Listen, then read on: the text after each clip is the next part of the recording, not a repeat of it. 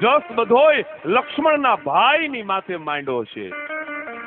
બાકી મારે જેદી કાંઈ કરવાનું હોય ને તું મારી સામે ડગલા માંડ, અહીંથી 10મું ડગલું ભરવા દઉં ને તેદી તો જનક વિદેહીની દીકરી નો કહેવા. તને તો ન રેવા દઉં, તારા વંશ વારસદાર ને વીણી વીણીને મારી નાખું. હાય રાવણ, હું જયારે શુંભને નિશુંભ મહિષાસુર રક્તબીજ ને મારવા માટે જયારે હાથમાં ખપરને ધારણ કરું ને, એકો પે નબ કડકદ ધરણી ધડકદ ગડગા ગડકદ બડ બડ કમરણ મે કારણ કદ મેલ સુમર કદ અન થડડ ધડકદ ngસ કામ પેપર સુર પડકદ ગોકલ ગડકદ ભયણ બદ બજર જોંડા ગડગેંદર કંડા ગગુરુ તંડા અન ભાઈ બ્રે કુંડા ચામુંડા જી ભાઈ બ્રે કુંડા ચામુંડા કર રૂપ કરાલમ નહદ નતાલમ ભગતા બાલમ દિગરાલમ ડડ્ડાક ટમાલમ કોપ કમાલમ બાજ પતાલમ પડતાલમ ખલકે લલકાલમ જોમ બદાલમ અન ત્રોડમ તાલમ તિન તુંડા ગડગેંદર કંડા ગગુરુ તંડા ભાઈ બ્રે કુંડા ચામુંડા જી ભાઈ બ્રે કુંડા ચામુંડા જી ભાઈ બ્રે કુંડા ચામુંડા. હું જયારે હાથમાં ખપરને ધારણ કરું ને રાવણ, ત્યારે કાળની તાકાત નથી કે મારા ખપ્પરને ભરી શકે. અને બહુ સાચી વાત છે.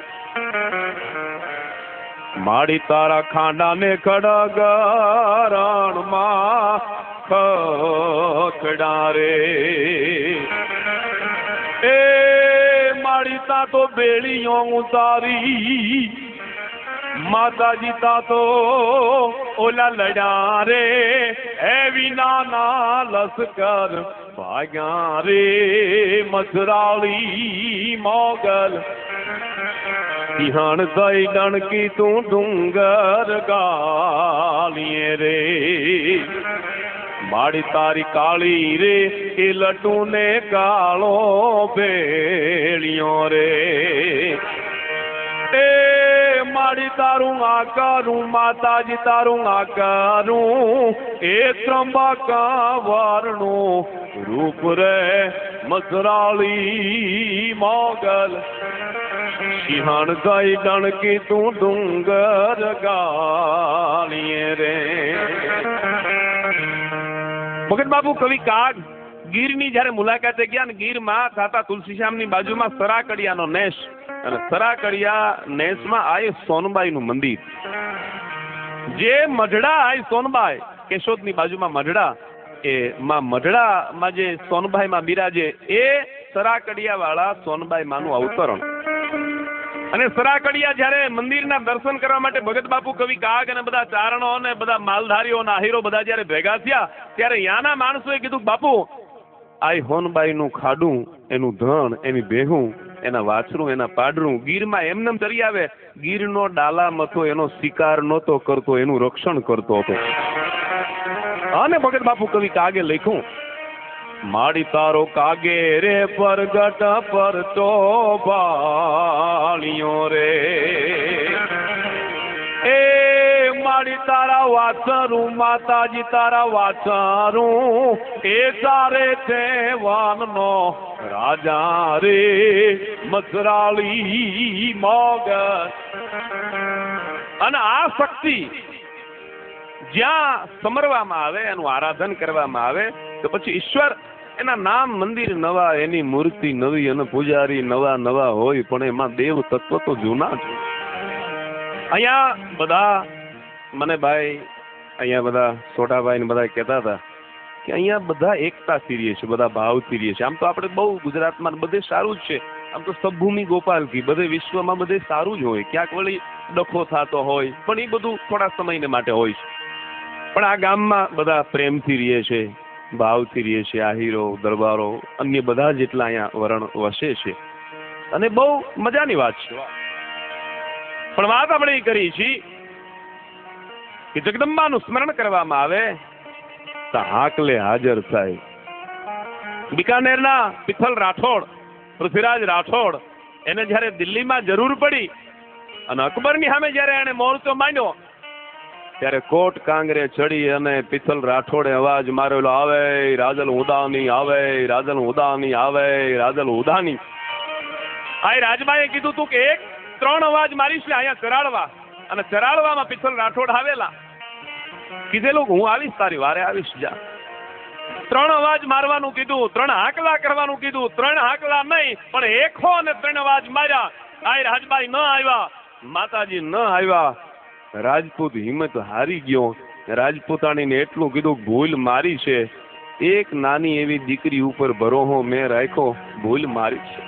કિત દિલ્હી કિત આગરો કિત ચરાળવો ને સાદ સુણી જે રાજભાઈ આવે તાપે એ અહીંયા હાડ સાંભળે અને અહીંયા આવે ખરી, પણ સોસો સાદ દીએ આય આવતડા નહીં તો ભલે ભલે ભુવણે તને વાતે વંચાવત નહીં.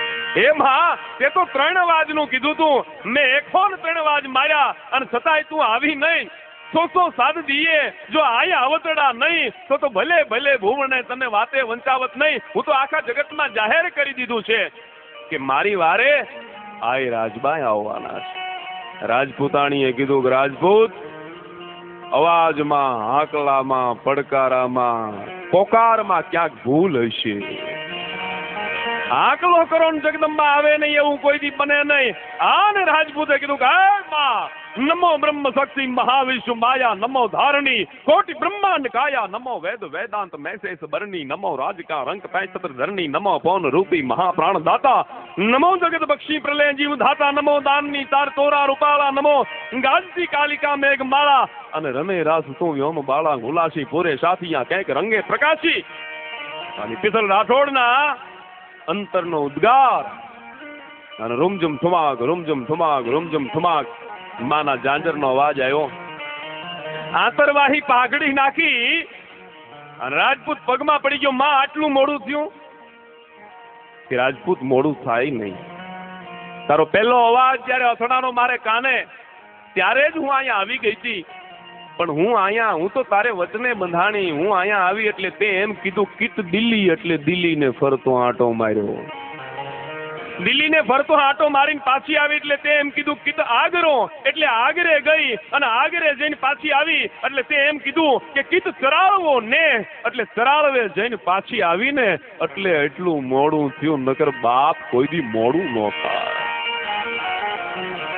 વાત એમ કે છે બચુભાઈ ગઢવી વઢવાણ સ્વર્ગસ્થા વાત માંડતા, વાત એમ કે છે કે લેલાદે ને બદલે ઈ ડોલીમાં આય રાજબાઈ બેઠા અને અકબરે જયારે ઈ પડદા ને ચકને જયારે અળગો કર્યો ને, આમ હટાવ્યો ને, તા તો રૂપ સિંહણ રાજલ બની દણકી લઈ દાઢાળ, તેથી અકબર ઉભો થરહારે ભેગા બીબડી યુને બાળ, કે ઘે ઘે ઘે ઘે કરતી નવક હાથની પટાદર સિંહણી બહાર નીકળી.